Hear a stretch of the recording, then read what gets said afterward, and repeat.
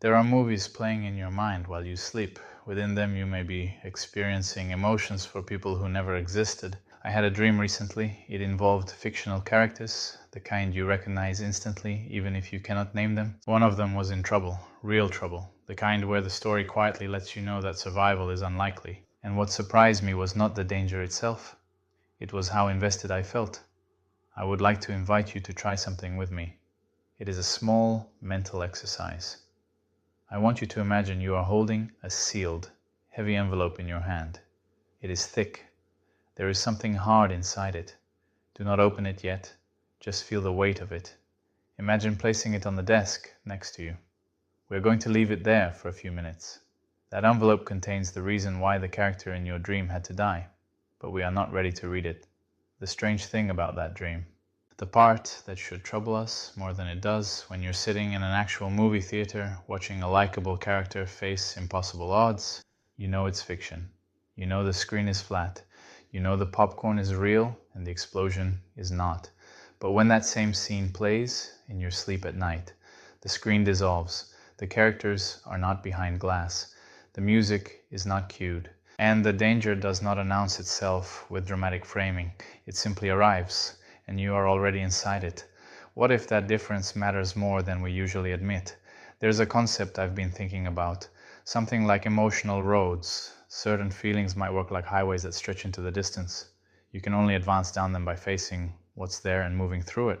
A man who is born and dies in a closed room wouldn't travel very far down these roads. But at a door, let him into the world to interact and feel and experience, and suddenly he's likely to encounter difficult emotions and potentially find himself on the other side of them.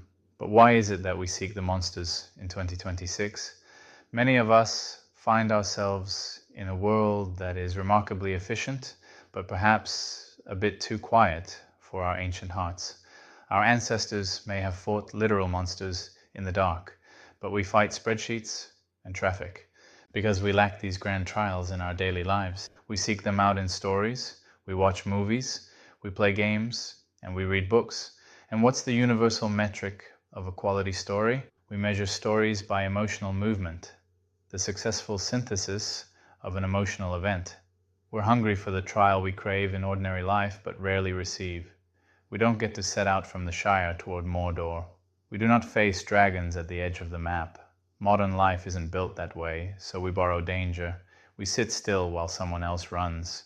We remain safe while a character risks everything. Not many people can honestly say a movie scene changed their life. We leave the theater, the same person who entered, eyes open, popcorn finished. Most can't say that the emotion it caused was powerful enough to create real transformation. After all, we're watching with our eyes open, we know what we're looking at. It would feel almost foolish to let a 2-hour fiction rewire who you are. But, and here's the thread I want you to hold on to without pulling yet. What if we're also watching movies with our eyes closed? The movie keeps playing, but now it rewrites itself. The setting changes, the faces blur, the plot no longer asks for your approval. It asks for your participation. That dream I mentioned, it wasn't the first time I've watched that kind of scene. I've felt that particular sadness in theaters before. The likable character who isn't going to make it. The investment that leads to a genuine feeling. I know that emotional shape, but in the dream, I wasn't watching as a spectator. I was inside it. What if the movies we watch don't just play once? What if they keep playing at night in different forms, under different circumstances, making us face the emotion again and again? There's this possibility I've been considering. What if emotional growth is not a single leap, but erosion? What if each dream is a small wave hitting the same internal cliff? Nothing dramatic, just pressure, repetition, time.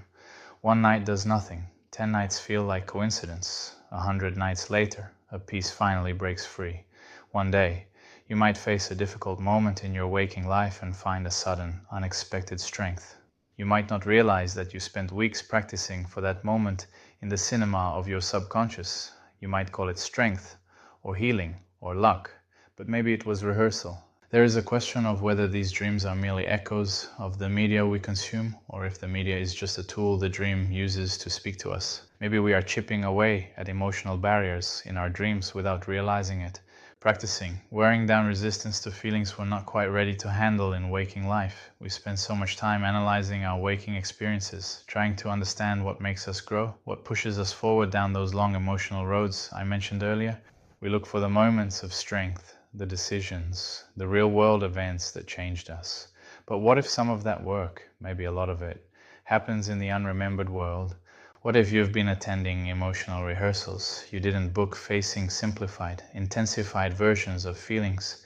Your waking mind isn't ready to process yet, testing your capacity for disappointment or triumph in a space where the stakes feel real but the consequences don't follow you past the bedroom door. Here's what I'm imagining, and you can decide if this resonates. Maybe there's an emotional barrier standing between you and some version of yourself that's further down one of those long roads. In waking life, that barrier looks solid, immovable, too big to climb over.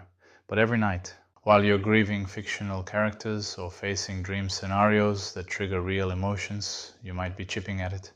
Small pieces, invisible progress, night after night, dream after dream, wearing it down without conscious effort, until one day, in real life, you face something difficult and you get past it. One moment of strength, one decision that surprises you, and you never realize you've been preparing for it, that you've been strengthening that emotional muscle in a space you don't remember entering. The dreams don't feel like training. They feel random, disconnected, sometimes nonsensical. But what if they're anything but? We don't get to choose what we dream about. That's part of what makes this so strange. You can't schedule your emotional education the way you'd schedule a workout. You can't say, tonight I'll practice processing disappointment, or this week I'll dream about confronting fears. But it might be happening anyway, an automatic system running in the background, taking the emotional content from movies you watched, books you read, experiences you had, and remixing them into scenarios designed to push you slightly further than you're currently capable of going while awake. Your sleeping mind might be more generous than your waking one. It might know you need to travel down certain emotional roads, but also know you're not ready to do it in daylight. So it creates a space where the emotions are real, but the context is safe. Fictional characters, impossible situations, dreams you can wake up from, and the dreams never stop. Why? Because your mind wants to get you to the end of the road. Now let us look at that envelope I asked you to set aside, the one with the weight inside.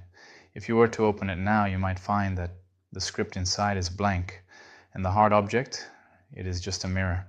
The one who kills the characters, he is not an enemy, he is you. He is the part of you that knows you are stronger than you think. He knows that you cannot wait for a disaster in real life to learn how to cope. That would be too late. So he runs the simulation. He breaks your heart in the safety of your bed so that when your heart breaks in the daylight, you have already practiced how to put it back together.